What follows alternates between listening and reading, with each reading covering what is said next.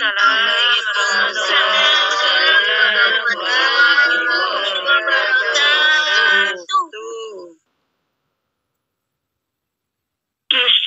Hikmah Islami, persembahan Sanggar Pelangi Majelis Taklim Iwamid on Air bersama kelompok belajar Cempaka Tercinta dengan judul Rasulullah dan Sahabat Cadel di Balik Fathu Mekah dengan makro Quran Surat Ali Imran ayat 159. Di tengah kemenangan Nabi dan kaum muslimin dalam Fathu Makkah, ada satu peristiwa ketika Abu Sufyan dan para pembesar Quraisy akhirnya menyerah dan bersedia mengikuti petunjuk Nabi Muhammad SAW. Kemudian Nabi meminta kepada para pemimpin pasukannya, baik pasukan jalur normal, pasukan lembah, dan pasukan bukit untuk menyatakan Yaumal Marhamah. Hari ini hari kasih sayang.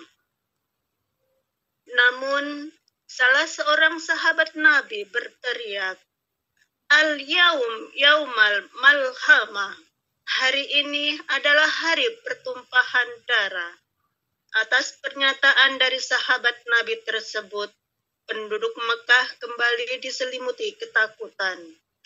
Abu Sufyan gentar, kemudian melayangkan protes. Kenapa menjadi hari pertumpahan darah, padahal sebelumnya diumumkan hari kasih sayang dan hari pengampunan? Rasulullah lalu menjawab, tidak begitu maksudnya. Sahabat tersebut lidahnya cadel, tidak bisa menyebut huruf ro, sehingga huruf ro terucap lo. Hal itu yang menyebabkan kalimat al-yaum yaumal marhamah berubah menjadi al-yaum yaumal malhamah, sehingga menimbulkan kesalahpahaman. Mendengar hal itu, penduduk kota Mekah lega dan bahagia mendapat kasih sayang Rasulullah.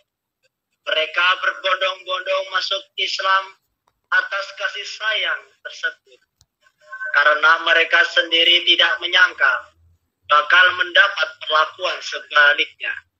Kebaikan Rasulullah Shallallahu Alaihi Wasallam dalam pembebasan kota Mekah. Hal inilah yang menjadi asbabun nuzul turunnya Al-Quran surah Al-Imran ayat 159.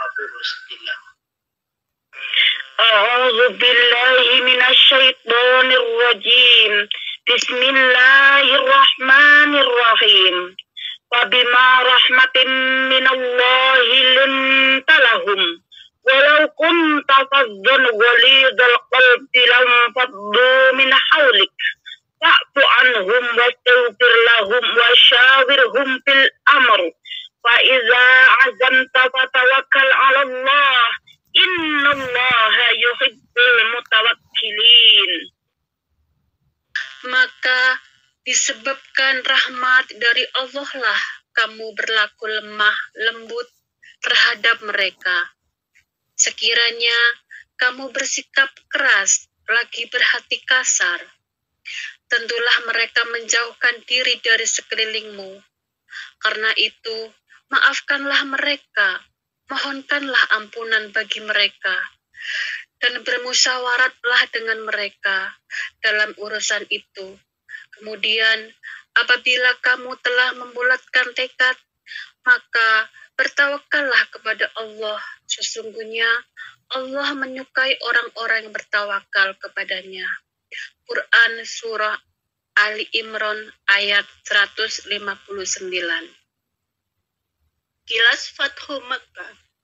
Peristiwa yang dikenal sebagai pembebasan Mekah atau Fathu Makkah itu terjadi pada 10 Ramadan 8 Hijriah 630 Masehi. Saat itu umat Islam mengambil alih Makkah dari kafir Quraisy tanpa ada perlawanan dan perang. Tak ada pertumpahan darah dalam peristiwa itu. Ka'bah dan sekitarnya di Masjidil Haram disucikan dari berhala sesembahan kafir Quraisy. Peristiwa Fathu Mekah dilatar belakangi oleh konflik antara Bani Khuza'ah dan Bani Bakar. Muhammad Ridho dalam Sirah Nabawiyah 2010 mencatat, dua kabilah ini telah lama saling bermusuhan. Bahkan sejak zaman Jahiliyah, namun yang menjadi permasalahan konflik antara kedua kabilah tersebut terjadi saat umat Islam dan kaum Quraisy sedang menjalani masa gencatan senjata sesuai dengan perjanjian Hudaybiyah. Atas dasar ini, maka Bani Khuza'ah bergabung ke pihak Nabi, sementara Bani Bakar bergabung ke pihak Quraisy. Akan tetapi, perjanjian Hudaybiyah yang seharusnya menjadi masa gencatan senjata justru dimanfaatkan Naufal bin Muawiyah Ad-Daili bersama segolongan orang Bani Bakar untuk melampiaskan dendam lama terhadap Bani Khuza'ah. Mereka melakukan serangan mendadak pada malam hari ketika Bani Khuza'ah sedang berada di mata air mereka, Al-Watir. Padahal sudah terinci jelas di salah satu poin perjanjian Hudaybiyah bahwa siapa yang ingin bergabung ke pihak Muhammad dan perjanjiannya, dia boleh melakukannya. Sebaliknya, siapa yang ingin bergabung ke pihak Quraisy dan perjanjiannya, dia boleh melakukannya. Kabilah manapun yang bergabung dengan salah satu pihak, berarti kabilah tersebut dianggap sebagai bagian dari pihak yang diikuti. Dengan demikian, penyerangan terhadap suatu kabilah yang telah bergabung salah satu pihak dianggap sebagai penyerangan terhadap pihak yang bersangkutan. Dalam serangan mendadak ini, Bani Bakar bisa menghabisi beberapa orang dari Bani Khuza'ah. Ketika kedua belah pihak bertempur hebat, secara diam-diam Quraisy memberi bantuan persenjataan kepada Bani Bakar.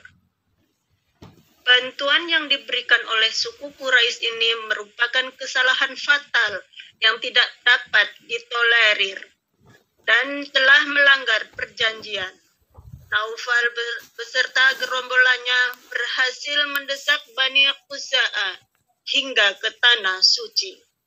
Saat terdesak, penduduk Khuza'ah berlindung di rumah Budail bin Warqa al-Khuza'i.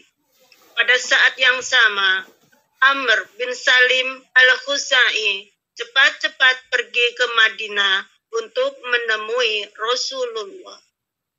Kabar pengkhianatan kaum Quraisy tersebut sampai kepada Rasulullah di Madinah. Mereka mengirim Abu Sufyan ke Madinah untuk memperbarui perjanjian mereka dengan kaum muslimin. Namun Rasulullah menolak dan memerintahkan kaum muslimin untuk menyiapkan pasukan menuju Mekah. Rasulullah membawa pasukan muslim sebanyak 10.000 orang dan bermaksud untuk menaklukkan kota Mekah dan menyatukan para penduduk kota Mekah dengan penduduk Madinah. Penguasa Mekah yang tidak memiliki pertahanan yang memadai kemudian setuju untuk menyerahkan kota Mekah tanpa perlawanan. Wallahu a'lam bishawab. Teman-teman tercinta,